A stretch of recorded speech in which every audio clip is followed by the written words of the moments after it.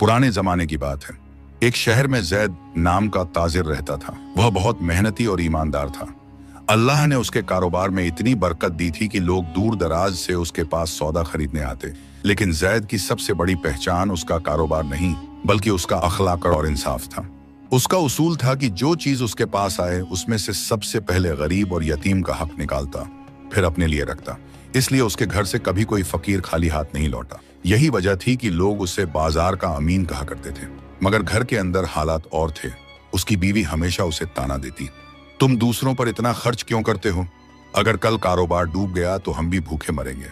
जैद हंसकर कहता, बीवी, दौलत अल्लाह की अमानत है। वह चाहे तो एक पल में सब ले सकता है और चाहे तो एक पल में 100 गुना लौटा सकता है।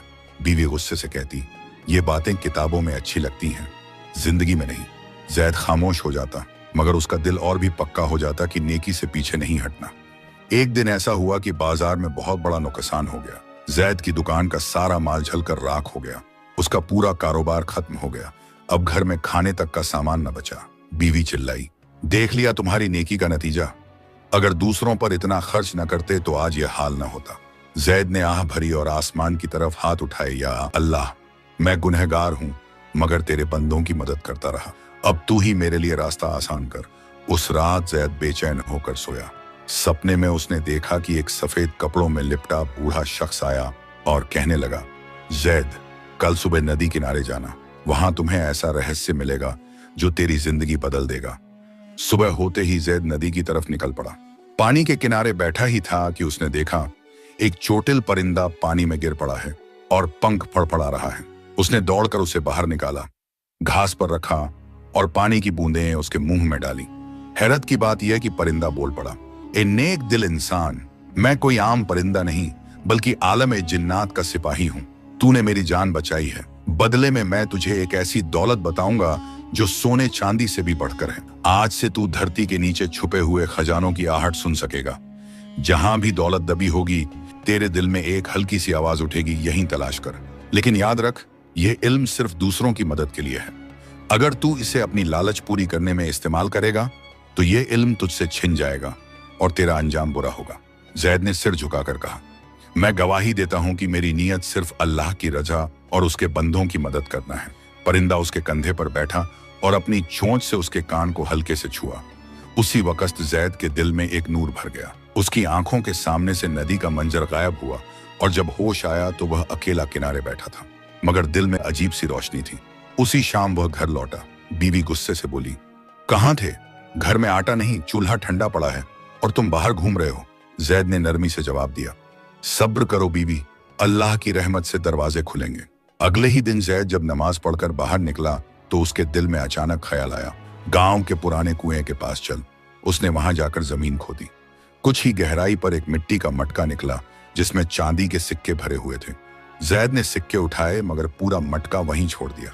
घर लौटकर बीवी को सिर्फ उतना ही दिखाया जितना जरूरत के लिए था। बीवी की आंखें चमक उठी और बोली, अरे वाह, अब हम भी अमीरों की तरह जी सकेंगे। जैद ने मुस्कुराकर कहा, बीवी, यह दौलत हमारी नहीं, यह तो उन गरीबों का है जिनके पास खाने को कुछ नहीं। हम इसमें से अपना हक निकालेंगे, बाकी अल्लाह के बंदों में बांट देंगे। बीवी तैश में आकर बोली, अगर तुमने ऐसा किया तो समझ लो मैं यह घर छोड़ दूंगी। तुम्हारी नेकी ने हमें पहले ही बर्बाद किया, अब और मत करो। जैद ने खामोशी से जवाब दिया, अल्लाह की कसम, मैं किसी फकीर का हक नहीं मार सकता। चाहे सब छोड़कर चले जाओ, मैं अपने उसूल से पीछे नहीं हटूंगा। उस रात बीवी करवटें बदलती रही।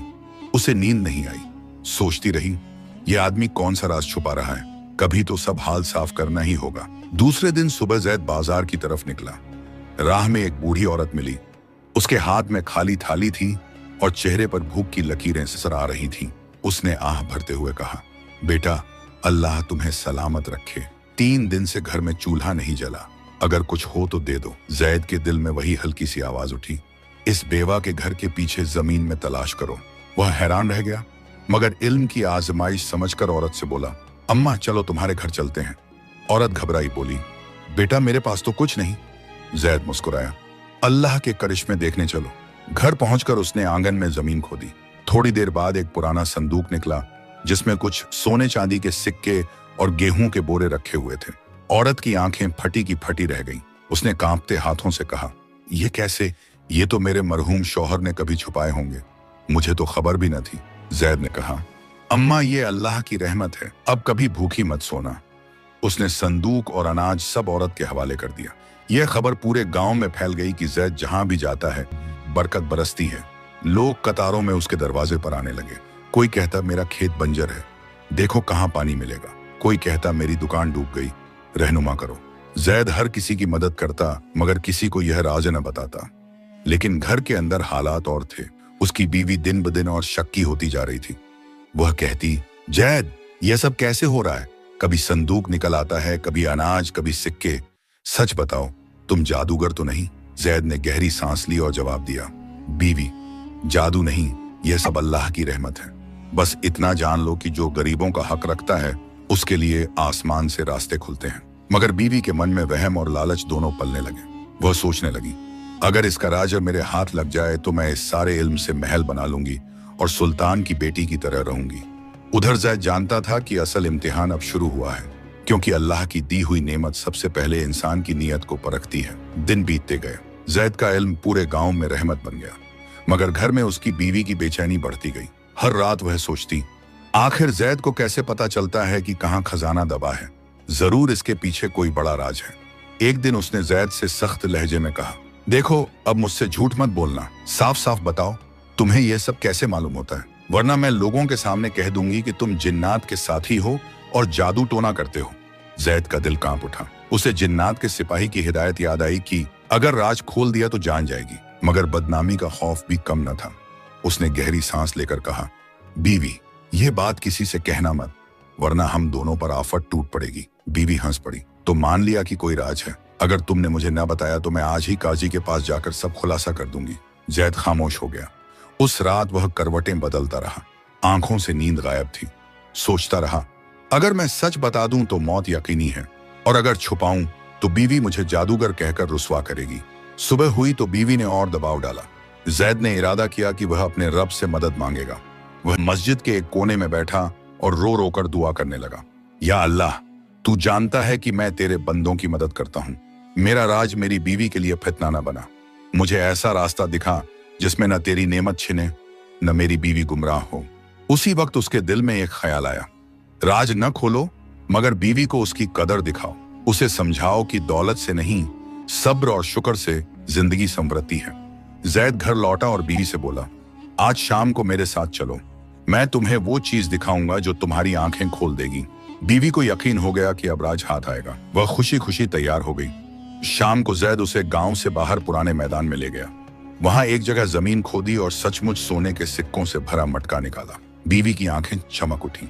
उसने लपक कर सिक्के उठाने चाहे, मगर जैद ने उसका हाथ पकड़ लिया और बोला, रुको, देखो अल्लाह का करिश्मा। इतना कहते ही उसने पास खड़े एक गरीब मजदूर को बुलाया और मटका उसके हवाले कर दिया। मजदूर की आंखों से आंसू झरने लगे। उसने हाथ उठाकर कहा, ए अल्लाह, जैद पर अपनी रहमत बरसा जिसने मेरी पीढ़ियों का सहारा बन दिया। बीवी यह मंजर देखकर दंग रह गई।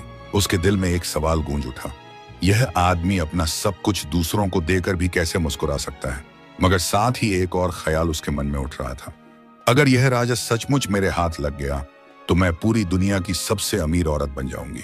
बीवी की आंखों में अब बस सिक्कों की चमक समा चुकी थी। वह रात दिन यही सोचती कि अगर यह राज उसके हाथ लग जाए तो वह जैद से कहीं ज्यादा अमीर बन सकती है। एक रात जब जैद गहरी नींद में था, वह उठी और धीरे धीरे उसके पास आकर कानों से लगकर सुनने लगी। उम्मीद थी कि शायद वह नींद में कुछ बड़बड़ा दे और राज खुल जाए, मगर जैद के होंठों पर सिर्फ दुआ थी, या अल्लाह, मेरी बीवी को हिदायत दे, उसके दिल से लालच निकाल दे। बीवी झुंझला गई। उसने सोचा, अगर सीधे नहीं बताता तो मुझे चाल चलनी होगी। अगले दिन वह बनावटी नरमी से बोली, जैद, मैंने तुम्हें हमेशा ताने दिए, मगर अब समझ गई हूं कि तुम्हारा रास्ता सही है। मैं भी गरीबों की मदद करना चाहती हूँ। बस इतना बता दो कि यह इल्म तुम्हें कैसे मिला, ताकि मैं तुम्हारा साथ दे सकूं। जैद का दिल पसीज गया, मगर तुरंत जिन्नात के सिपाही की चेतावनी याद आई, अगर राज खोला तो मौत यकीनी है। उसने बीवी की आंखों में देखा और मुस्कुरा कर बोला, बीवी, तुम्हें मेरे राज की जरूरत नहीं, तुम्हें बस सब्र और शुक्र सीखना है। दौलत कभी साथ नहीं जाती, नेकियां हर हाल में इंसान के काम आती हैं। बीवी ने गुस्से से दांत पीसे, मगर खुद को संभाल लिया। कुछ दिन बाद उसने एक खतरनाक योजना बनाई। गांव की औरतों को इकट्ठा किया और बोली, क्या तुम लोगों ने कभी सोचा कि जैद को कैसे मालूम होता है कहाँ खजाना दबा है? यह सब नेकी नहीं, जादूगरी है। अगर हम काजी के पास जाएं तो उसकी पोल खुल जाएगी। औरतें हक्की बक्की रह गईं। किसी ने हामी भरी, किसी ने इनकार किया, मगर धीरे धीरे उसकी बात फैलने लगी। गांव में कानाफूसी शुरू हो गई कि जैद नेक है या जादूगर। जब यह खबर जैद तक पहुंची तो उसका दिल कांप उठा। उसने सिर सजदे में रखकर रोते हुए कहा, या अल्लाह, मैंने तेरी नेमत को अमानत समझकर इस्तेमाल किया। अब लोग मुझे जादूगर कह रहे हैं। मुझे इस इम्तिहान से सरखरू निकाल। उसी रात उसके ख्वाब में वही सफेद कपड़ों वाला बूढ़ा शख्स आया जिसने उसे नदी किनारे राह दिखाई थी। उसने कहा, जैद, तेरा सब्र काबिल तारीफ है, मगर याद रख, अब तेरी बीवी का लालच आखिरी हद तक पहुंचेगा। अगर तूने होशियारी से काम न लिया तो या तो तेरा इल्म छिन जाएगा या तेरी बीवी तुझसे हमेशा के लिए जुदा हो जाएगी। जैद नींद से जागा तो उसका दिल कांप रहा था। उसने समझ लिया, असल तूफान अभी बाकी है। सुबह होते ही जैद की बीवी ने अपना फैसला कर लिया। वह सीधे काजी के दरबार पहुंची और गुस्से से बोली, काजी साहब, मेरा शौहर जैद जादूगर है। वह जमीन के नीचे दबे खजानों को निकालता है। गांव वाले उसे नेक कहते हैं, मगर असल में वह जिन्नात की मदद से दौलत लाता है। अगर उसकी जांच न हुई तो कल पूरा गांव गुमराह हो जाएगा। काजी साहब हैरत में पड़ गए। उन्होंने कहा, जैद को बुलाओ, मामला साफ होना चाहिए। गांव में खबर फैल गई। लोग इकट्ठा होकर दरबार पहुंच गए। सबकी जुबान पर एक ही सवाल था, क्या वाकई जैद नेक है या जादूगर? थोड़ी देर बाद जैद दरबार में हाजिर हुआ। उसके चेहरे पर सुकून था, मगर दिल में हलचल भी थी। काजी साहब ने सख्त लहजे में कहा, जैद, तेरे बारे में शिकायत आई है कि तू जादू से खजाने निकालता है। अब साफ साफ बता, ये सच है या नहीं? सारा मजमा सांस रोके खड़ा था। जैद ने आंखें झुका ली, दिल में सोचने लगा, अगर सच कह दूं तो मौत यकीनी है, अगर झूठ बोलूं तो ईमान जाता है। या अल्लाह, अब तेरा ही सहारा है। उसने धीरे से कहा, काजी साहब, मैं जादूगर नहीं हूं। अल्लाह की कसम, मैंने कभी जिन्न या शैतान की मदद नहीं ली। जो कुछ होता है वह सिर्फ अल्लाह की रहमत से होता है। मेरा काम बस इतना है कि जो नेमत आती है उससे गरीबों में बांट देता हूँ। काजी साहब ने फिर पूछा, मगर तुझे कैसे पता चलता है कि खजाना कहाँ है? जैद खामोश हो गया। उसकी आंखें छलक आईं। उसने सोचा, अगर बोल दूं तो मौत सामने है, अगर चुप रहूं तो इल्जाम साबित हो जाएगा। इतने में भीड़ में से वही बूढ़ी बेवा औरत उठी जिसकी मदद जैद ने की थी। वह रोती हुई बोली, काजी साहब, अगर यह जादूगर है तो दुनिया में कोई नेक नहीं। इसने मेरी भूखी औलाद को पेट भरने के लिए खजाना मेरे हवाले किया। जादूगर अपना माल अपने पास रखता है, बांटता नहीं। फिर कई गरीब खड़े हो गए। जैद ने हमें अनाज दिया, हमारे लिए सराय बनवाई, हमारे बच्चों को कपड़े पहनाए। भीड़ गूंज उठी, जैद नेक है, जैद अमीन है। काजी साहब ने लंबी सांस ली और बोले, जैद, मैं तुझे बरी करता हूँ। अल्लाह की कसम, तेरा अमल नेक है, मगर तुझे नसीहत करता हूँ कि अपना राज्य किसी पर न खोलना, चाहे कितना भी दबाव क्यों न हो। गांव वालों ने राहत की सांस ली, मगर जैद की बीवी का चेहरा तमतमा उठा। उसने सोचा, आज यह बच गया, मगर मैं हार मानने वाली नहीं। अगर यह राज मेरे हाथ न आया तो चैन से न बैठूंगी। दरबार से लौटते हुए जैद की बीवी का चेहरा गुस्से से लाल था। उसने सोचा, काजी और गांव वाले सब इसके मुरीद बन गए, मगर मैं हार नहीं मानूंगी। चाहे जैसे हो, यह राज मेरे हाथ लगेगा। उस रात उसने नया जाल बिछाया। जैद से मीठी बोली में कहा, शौहर, मुझसे नफरत क्यों करते हो? मैंने ही तो तुम्हारे लिए काजी के पास रास्ता बनाया। अगर मैं वहां न जाती तो लोग वैसे ही बातें बना बनाकर तुम्हें जादूगर कहते रहते। मैंने चाहा कि साफ हो जाए। अब तुम मुझे अपना राज बता दो। मैं कसम खाती हूं कि किसी को न बताऊंगी। जैद ने उसकी आंखों में देखा। उसे साफ महसूस हुआ कि ये मीठी बातें लालच और धोखे से भरी हैं। उसने नरमी से कहा, बीवी, मेरे लिए तुम ही सबसे बड़ी दौलत हो, मुझे और कुछ नहीं चाहिए। मगर अल्लाह की दी हुई अमानत मैं किसी को नहीं बता सकता, वरना सब खत्म हो जाएगा। बीवी ने होंठ काटे और सोचा, यह आसानी से राज न बताएगा। अब मुझे और चाल चलनी होगी। कुछ ही दिन बाद गांव में अकाल पड़ गया। बारिश न होने से खेत सूख गए, अनाज महंगा हो गया, लोग भूख से कराहने लगे। जैद ने गरीबों की मदद शुरू कर दी। अपने पास जितना था सब लुटा दिया। बीवी चिल्लाई, क्या तुम पागल हो गए हो? अभी मुश्किल वक्त है और तुम सारा माल गरीबों को बांट रहे हो। अगर कल हमारे पास खाने को ना रहा तो क्या होगा? जैद मुस्कुराया, बीवी, जब तक अल्लाह की जमीन है उसका रिस्क भी है। आज अगर हम दूसरों का पेट भरेंगे तो अल्लाह हमारा भी पेट भरेगा। बीवी ने ताना मारा, अल्लाह तुम्हें तो देगा, मगर मुझे भूख से मार देगा। तुम्हें अपने राज का सहारा है, मुझे क्या है? जैद ने जवाब नहीं दिया, बस चुपचाप आसमान की तरफ देखा। इसी दौरान बीवी ने एक और योजना बनाई। उसने सोचा, अगर मैं सीधे न जान सकूं तो किसी और को इस पर नजर रखने के लिए लगाऊंगी। जब यह खजाना निकालने जाएगा तब सब राज खुल जाएगा।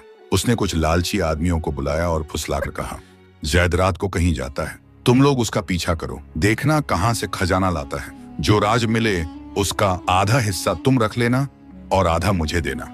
आदमी तैयार हो गए। उस रात जैद ईशा की नमाज पढ़कर चुपचाप गांव से बाहर निकला। दिल में वही हल्की आवाज उठी थी, आज सूखे कुएं के पास तलाश करो। वह कदम बढ़ा रहा था कि पीछे पीछे कुछ साए सरकते चले आ रहे थे। ये वही लोग थे जिन्हें उसकी बीवी ने भेजा था। जैद ने परवाह न की और सूखे कुएं के पास जाकर जमीन खोदनी शुरू की। कुछ ही देर में एक पुराना मटका निकला, भरा हुआ गेहूं और चांदी के सिक्कों से। उसने अल्लाह का शुक्र अदा किया और तय किया कि सुबह होते ही यह अनाज गरीबों में बांट देगा। मगर तभी पीछे से आवाज आई, रुक जा जैद, अब तेरी चालाकी पकड़ ली हमने। 4-5 आदमी आगे बढ़े, हाथों में लाठियां थीं। एक बोला, हमें मालूम था तू जादूगर है, आज हमें भी बता कि यह खजाना कहां से लाता है, वरना यहीं खत्म कर देंगे। जैद ने उन्हें समझाने की कोशिश की, भाइयों यह सब अल्लाह की रहमत है, इसे जादू मत कहो, मैं सिर्फ अमानतदार हूँ, यह माल गरीबों का है, तुम्हारा नहीं। मगर वे लोग उसकी बात मानने वाले न थे।